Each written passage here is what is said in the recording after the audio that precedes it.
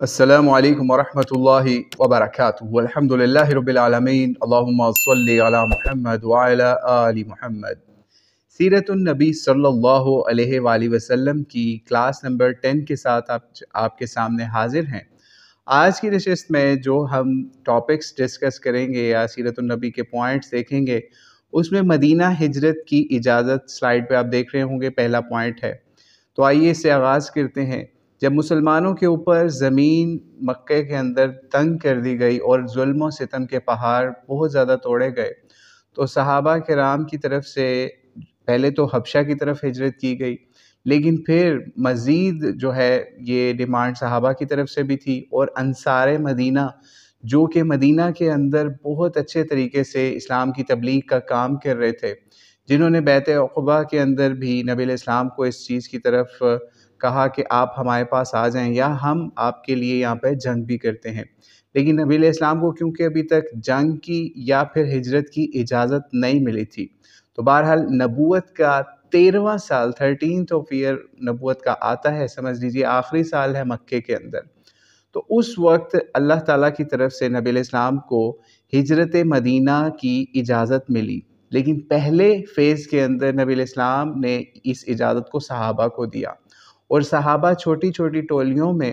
یعنی چھوٹے چھوٹے گروپس کے اندر مدینے کی طرف ہجرت کرنے لگے، تاکہ کفار مکہ کو یہ چیز پتہ نہ چلے اور کہیں وہ ان کا راستہ نہ روک لیں، اور انہوں نے بالکل ایسا ہی کیا۔ انہوں نے بہت سارے صحابہ کے اوپر ظلم و ستم کے مزید پہاڑ توڑنے کے لیے کچھ کو قید بھی کیا اور کچھ کو تکالیف کا بھی سامنا کرنا پڑا۔ جیسے ہم دیکھتے ہیں سلائیڈ کے اندر بھی آپ نیکسٹ پارٹ دیکھ رہے ہوں گے، ابو سلمہ لکھا ہوا ہے۔ یہ بھی نبی علیہ السلام کے ایک صحابی تھے جو کہ ام سلمہ رضی اللہ تعالیٰ عنہا کے ہسبینڈ تھے، ٹھیک ہے، یہ وہی ام سلمہ ہے جن سے نبی علیہ السلام کا بعد میں نکاح بھی ہوگا۔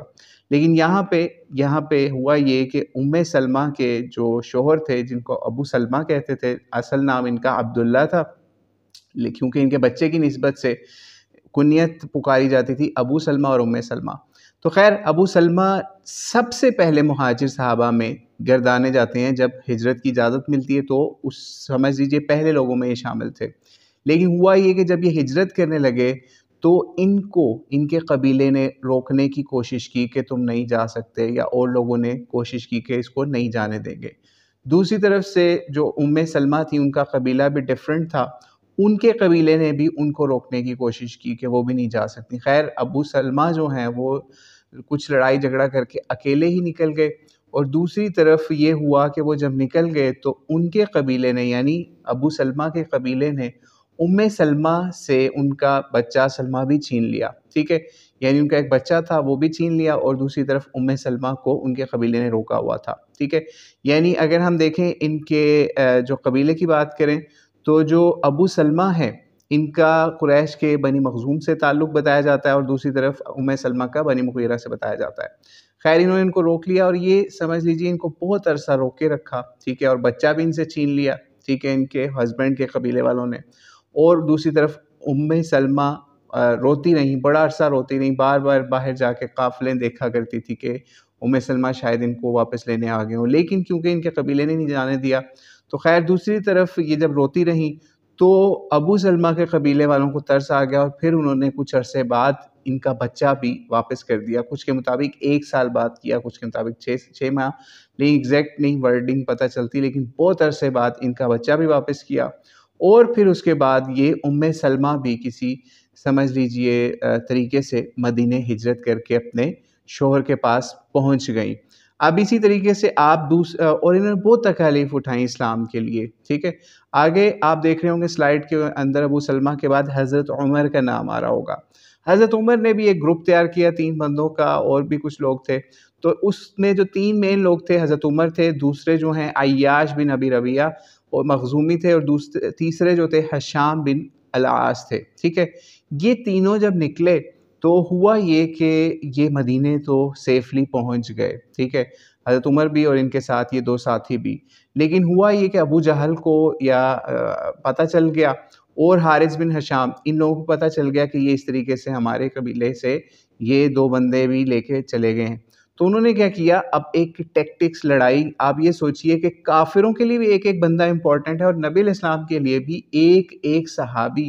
چاہے وہ اس کی مالی لحاظ سے کوئی بھی حیثیت نہ ہو، لیکن نبی علیہ السلام کے لیے ان کے ایمان کی حیثیت تھی. اور ادھر دوسری طرف کفار بھی کوشش کر رہے تھے ایک ایک بندے کو واپس لائیں اور ان کو نشان عبرت یا ان کے اوپر سختی کا کام کیا جائے.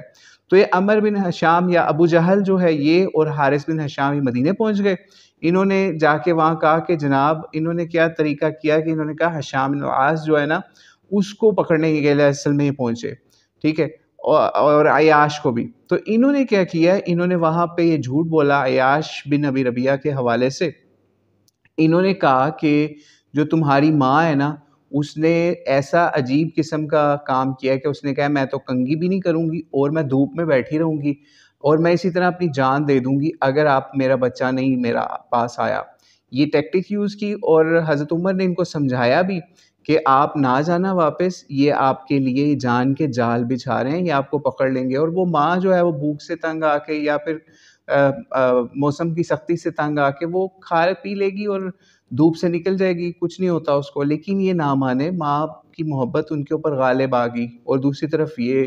انہوں نے بھی ایک ٹیکٹکس ایسی یوز کی ہوئی تھی ابو جہل نے اور اس کے ساتھ حارث نے، کہ تاکہ ان کو کس طریقے سے یہاں سے نکال لیا جائے. تو خیر حضرت عمر نے کیا حکمت لڑاتے ہوئے ان کو بہت سمجھایا،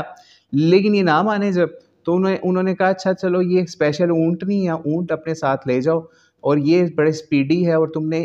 اگر تمہیں رستے میں کوئی پتہ چلے کہ لگے کہ یہ تم ایسا دھوکہ کر رہے ہیں، تمہیں قابو کر لیں گے، تو تم نے اس اونٹ کے اوپر واپس بھاگ آنا. لیکن ان دونوں نے کیا کیا، ابو جہل نے اور حارث بن ہشام نے رستے کے اندر ہی ایک مقام پہ جا کے ان کو جکڑ لیا اور ان کو مکے کے اندر لے جا کے قید کر دیا، اور جکڑ کے یا رسیوں سے باندھ کے جب لے کے گئے مکے میں، تو شو کیا یہ دیکھو ہم مدینے سے بندہ لے آئے ہیں، اور جو بھی مدینے کی طرف گیا اس کا یہی حال ہوگا. ان کو قید کر دیا. لیکن بہرحال بعد میں نبی علیہ السلام نے ان کو چھڑوانے کے لیے بھی بندے بھیجے اور ان کو چھڑوا لیا کچھ عرصے بعد جب نبی علیہ السلام بھی مدینے پہنچ گئے. تو خیر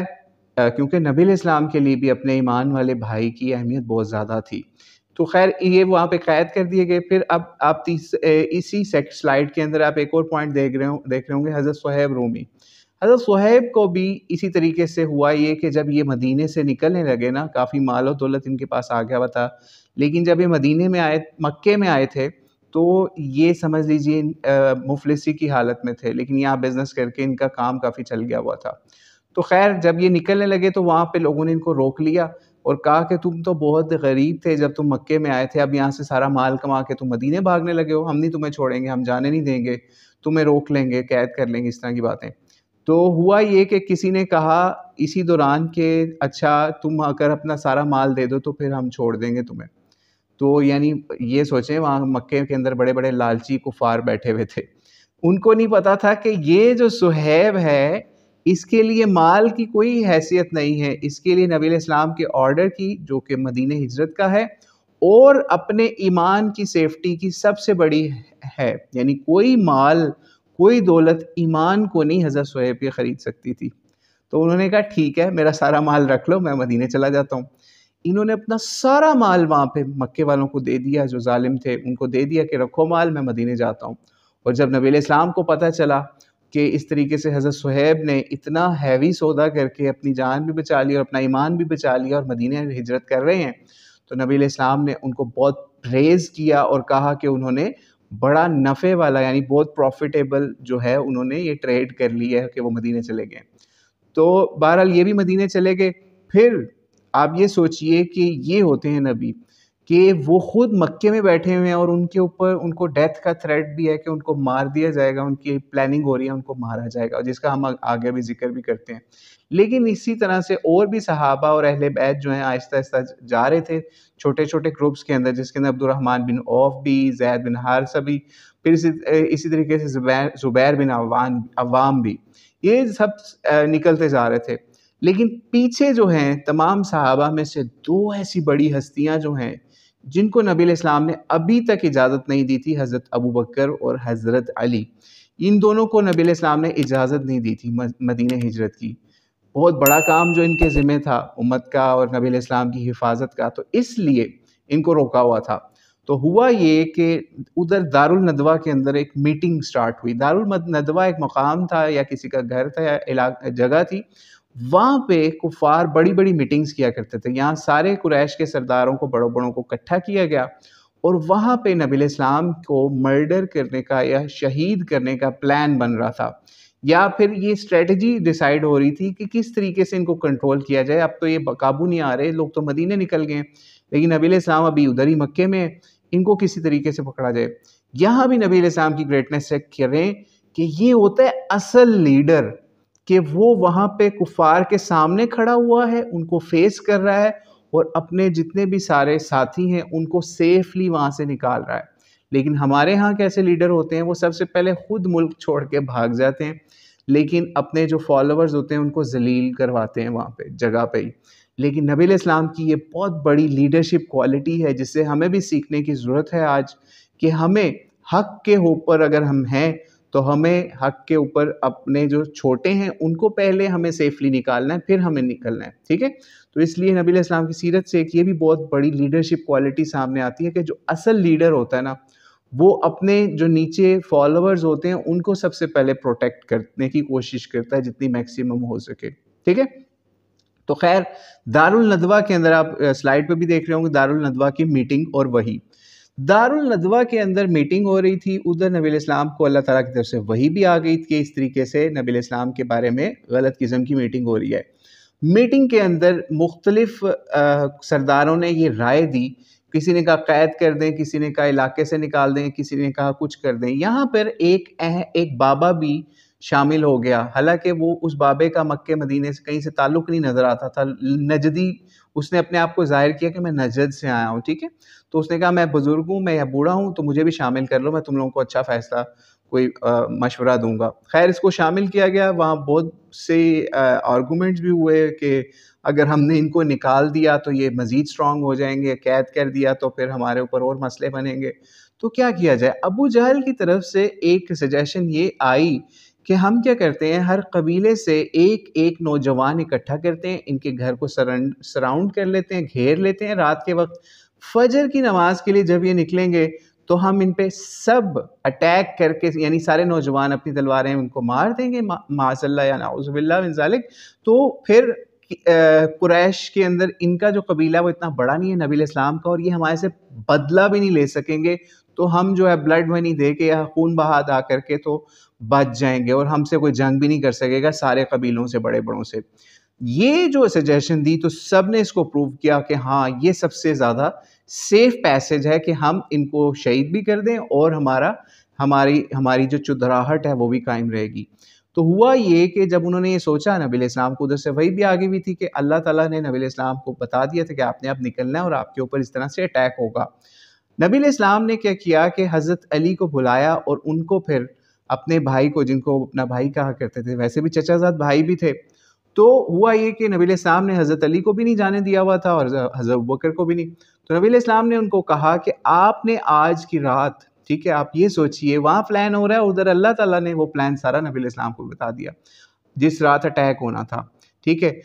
آج کی رات یہ بتایا گیا نبی علیہ السلام کو کہ آج آپ نے نبی علیہ السلام کو بتایا گیا اٹیک ہوگا، تو آپ نے اس طریقے سے یہاں سے نکل جانا ہے. اور مدینے کا آپ کو بھی، نبی علیہ السلام کو بھی آرڈر آ گیا.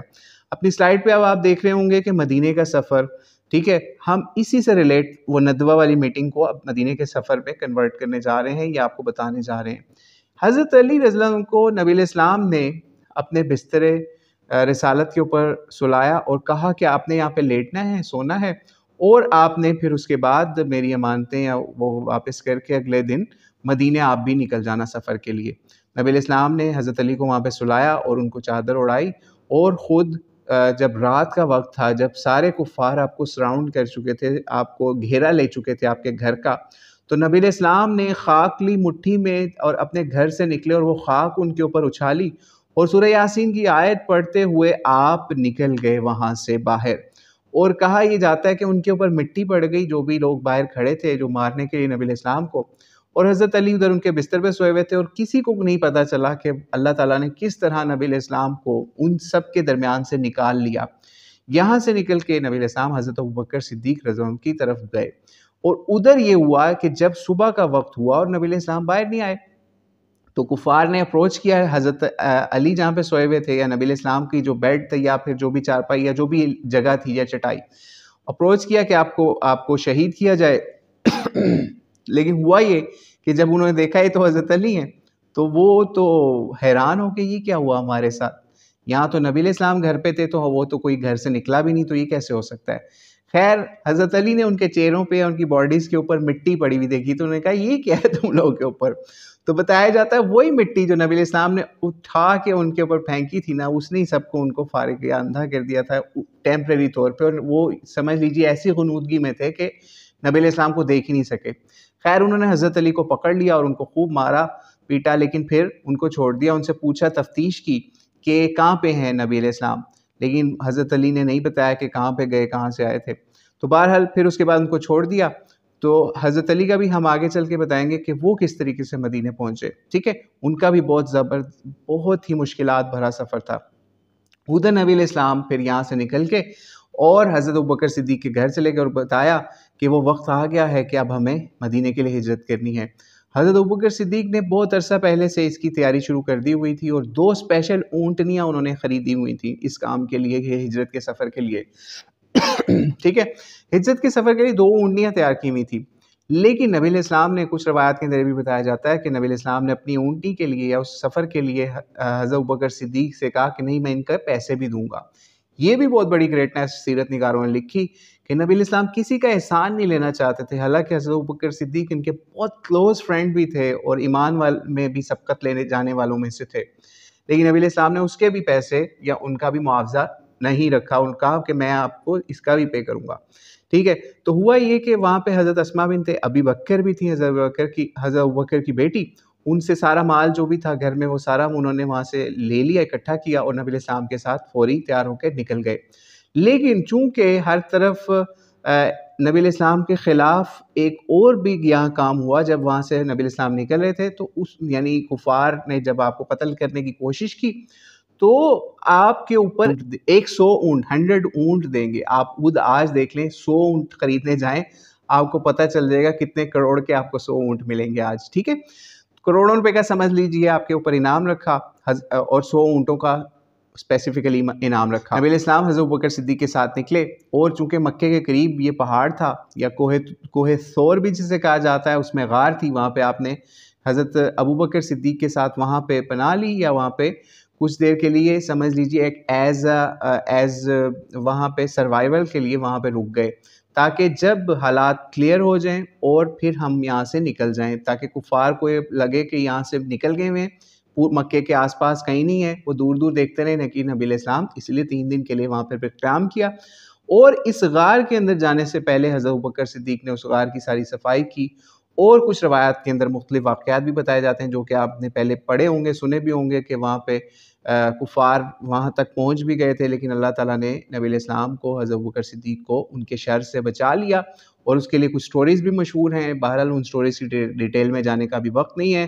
کہ ان کی اوتھینٹسٹی کیا ہے، کہ جناب وہاں پہ جالا لگا دیا یا پھر کسی کبوتر یا فاختہ نے بچے دے دیے یا انڈے دے دیے، کوئی اس طرح کی سٹوریز بھی ساتھ ہمیں مل جاتی ہیں، کچھ لوگوں نے وہ بھی روایات نقل کی ہیں۔ لیکن بہرحال نبی علیہ السلام حضرت ابوبکر صدیق کے ساتھ اس غار میں رہے، اور ادھر سے یہ 3 دن جو ہیں یہاں پہ کھانے پینے کا انتظام کے لیے یہ ہوتا تھا کہ حضرت اسماء بنت ابی بکر گھر سے کھانا پکا کے نبی علیہ السلام اور اپنے والد حضرت ابوبکر صدیق کے لیے لے کے آتی، اور دوسری طرف ان کا ایک غلام جو تھا عامر بن فہیرہ، ٹھیک ہے، عامر بن فہیرہ وہ بھی چونکہ بکریاں چرایا کرتا تھا حضرت ابوبکر صدیق کے بیٹے کی یا ان کی، اور بتایا جاتا ہے اس کو آزاد بھی کر دیا گیا تھا بعد میں، یا اس سے پہلے آزاد ہو چکا تھا، تو یہ بکریوں کا ریوڑ لے کے بھی وہاں غار تک جاتا یا اس علاقے تک جاتا، اور یہاں پہ نبی علیہ السلام کو حضرت ابوبکر صدیق کو دودھ وغیرہ بھی دے کے آیا کرتا تھا، ٹھیک ہے۔ جب 3 دن گزر گئے اس کے بعد کہا یہ بھی جاتا ہے کہ وہ اس غار کے قریب بھی پہنچ گئے، لیکن اللہ تعالیٰ نے ان کو خیر وہاں سے ٹال دیا، اور نبی علیہ السلام نے پھر یہاں پہ حضرت ابوبکر صدیق کی تشفی بھی فرمائی کہ اللہ تعالیٰ ہمارے ساتھ ہے، اور قرآن پاک میں بھی کسی جگہ پہ اس آیت کا ذکر بھی اللہ تعالیٰ نے کا نزول بھی فرمایا جس کے اندر ان اللہ معنا کے الفاظ ملتے ہیں،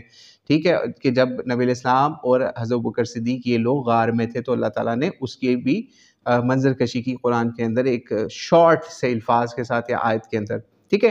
تو اس کے بعد کیا ہوا، 3 دن آپ سوچئے کہ ایک غار میں، آج آپ کبھی وہاں جا کے دیکھیں غار سور کے، وہاں پہ جائیں یا کوہ سور کے اوپر چڑھیں اور آپ کو پتہ چل جائے گا کہ وہ اس کی بلندی کتنی ہے اور ادھر وہاں پہ کیا فیسیلٹی تھی جو نبی علیہ السلام نے وہاں پہ قیام کیا۔ اور آپ کو ایک اور چیز یہاں بتاتے چلیں، حضرت ابوبکر صدیق کی بھی گریٹنس، کہ آپ اپنے گھر سے سارا مال بالکل نکال کے لے آئے، جو بھی 5-6 ہزار درہم یا جتنے بھی پیسے تھے سب لے آئے۔ ان کے جو والد تھے وہ نابینا ہو چکے تھے، ان کی نظر کام ٹھیک نہیں کرتی تھی، انہوں نے ابھی اپنی جو تھی آگے سے ابوبکر کی بیٹی اسماء بنت ابی بکر، اسے کہا کہ ابوبکر صدیق لگتا ہے سب کچھ لے گئے ہیں، لیکن انہوں نے اپنے والد صاحب کو طریقے سے سمجھایا کہ نہیں، کچھ چیزیں، کچھ مال چھوڑا بھی ہے، اور انہوں نے ان کو شو یہی کیا، ایک گھڑا تھا اس کے اندر کچھ پتھر یا کوئی چیز رکھ کے ان کو ہلا کے یا ان کا ہاتھ لگوا کے دکھا دیے، دیکھو یہاں پہ مال ہے، کوئی ایسا مسئلہ نہیں، لیکن بتایا ہی جاتا ہے کہ وہ سارا مال نبی علیہ السلام کی ہجرت کے اس سفر کے لیے لے گئے، ٹھیک ہے۔ پھر اس کے بعد 3 دن قیام کے بعد آپ وہاں سے نکلے، اور پھر ایک اور بندہ بھی آپ کے ساتھ تھا جو کہ جس کا نام اس وقت ایگزیکٹلی ہمارے ذہن میں نہیں آ رہا، جو کہ رستہ بھی بتایا کرتا تھا کہ کس خفیہ طور پہ کس طریقے سے مدینے کا سفر کیا جائے۔ پھر اس کے بعد اس سفر کے اندر بھی اور بھی مزید کرشمے بھی کچھ ایسے ہوئے جس کا ہم شارٹ تذکرہ کر کے آج کی نشست کو ختم کرتے ہیں۔ ایک بڑا کام جو وہ یہ ہوا کہ جب یہاں سے نکلے تو رستے میں تھے، ادھر سے اونٹوں کا انعام بھی رکھا ہوا تھا، مختلف کھوجی آپ کو ڈھونڈتے پھر رہے تھے کہ کسی طریقے سے ہم بڑا سارا انعام لے لیں۔ ان کے اندر ایک بڑا نام سراقہ بن مالک کا بھی آتا ہے۔ سراقہ بن مالک جو ہے اس نے کیا کیا کہ وہ جب آپ کے قریب پہنچنے والا تھا، دور سے نظر آ رہے تھے، اس کو آئیڈیا ہو گیا کہ نبی علیہ السلام اور حضرت ابوبکر ہیں۔ تو آپ نبی علیہ السلام قرآن پاک کی تلاوت کر رہے تھے، اور آپ کو جب حضرت ابوبکر صدیق نے بھی بتایا کہ اس طریقے سے پیچھے کوئی آ رہا ہے، تو نبی علیہ السلام نے قرآن پاک کی تلاوت کی یا پھر کچھ ارشاد بھی فرمایا، تو یہ سراقہ جو ہے یہ فوری سمجھ لیجیے اس کا گھوڑا جو ہے وہ مٹی میں یا ریت میں دھنسنے لگا، اور یہ اس کو اٹھا کے پھینکا اس گھوڑے نے۔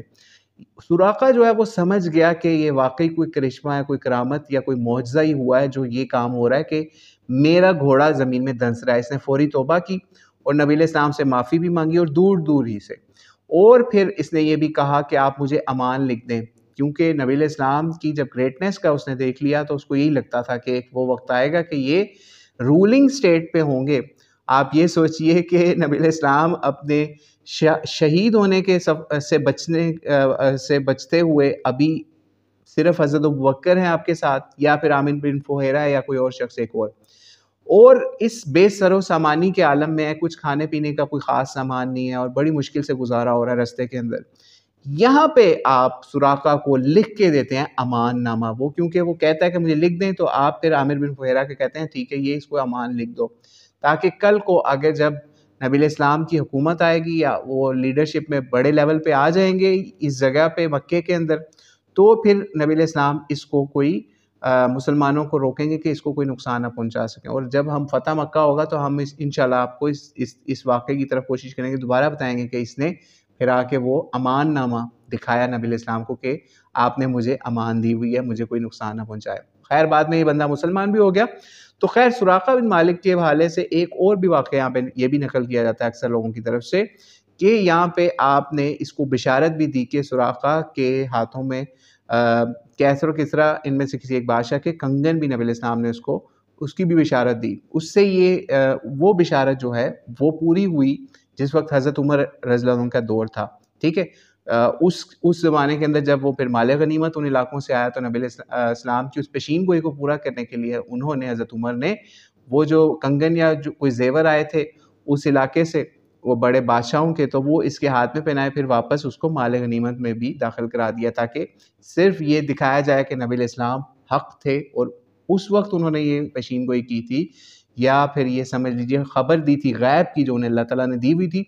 کہ وہ زمانہ بھی آئے گا۔ آپ یہ سوچئے کہ ابھی مدینہ نہیں فتح ہوا، مکہ نہیں فتح ہوا، اور کہاں نبی علیہ السلام کیسر و کسریٰ کے تخت کی خبریں مسلمان امت کو سنا رہے ہیں، یا پھر جو سراقہ ان کا پیچھا کر رہا تھا، جو ایز کافر ان کا پیچھا کر رہا تھا ان کو پکڑوانے کے لیے، اس کو بھی خبر سنا رہے ہیں۔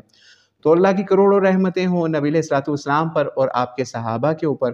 پھر رستے کے اندر چلتے چلتے ایک عورت کا بھی وہاں پہ آتا تھا مکے سے کچھ فاصلے کے اوپر، معبد اس کا بتایا جاتا ہے.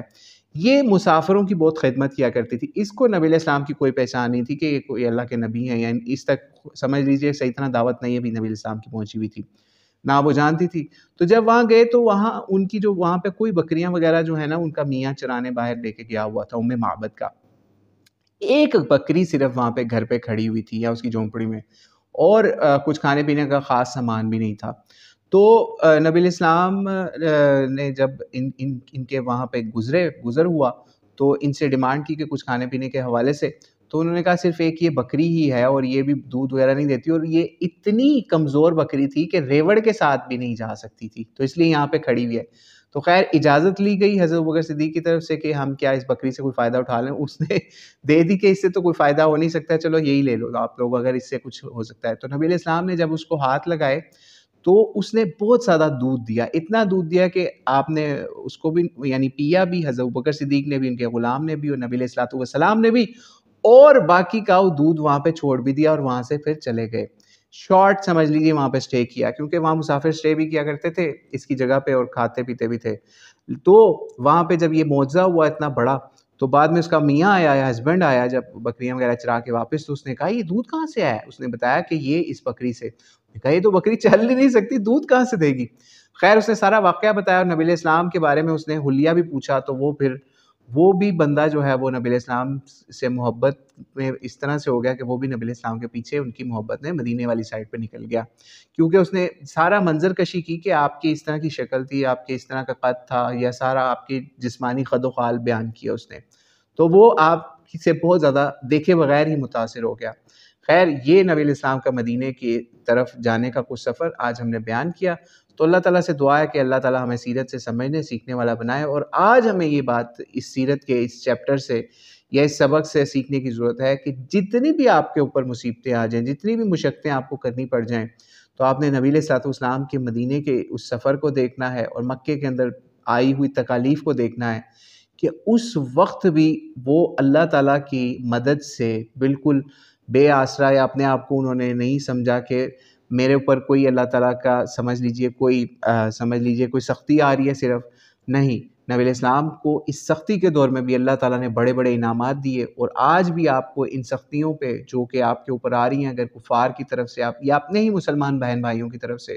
تو آپ نبی علیہ السلام کی سیرت کو پڑھیں اور آپ کو پتہ چلے کہ آپ کے نبی نے کتنی مشکلیں اٹھا کے یہ دین آپ تک پہنچایا، ہم تک پہنچایا. اور آج ہم دیکھ رہے ہیں کہ آج ہم اس کا کیا حشر ہو رہا ہے پوری دنیا کے اندر. تو آج ہمیں نبی علیہ السلام کی سیرت سے سیکھنے کی ضرورت ہے، اور مشکلات کو فیس کرتے ہوئے نبی علیہ السلام کی سیرت سے سیکھنے کی ضرورت ہے، تاکہ اللہ تعالیٰ ہمیں بھی نبی علیہ السلام کو جس طریقے سے انہوں نے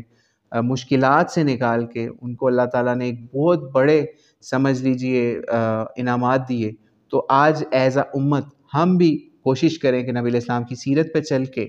ان انعامات میں سے، ان نبی علیہ السلام کی قدموں کی خاک کے صدقے ہم بھی اس سے کچھ فائدہ اٹھا لیں. واللہ اعلم بالصواب. السلام علیکم ورحمۃ اللہ وبرکاتہ.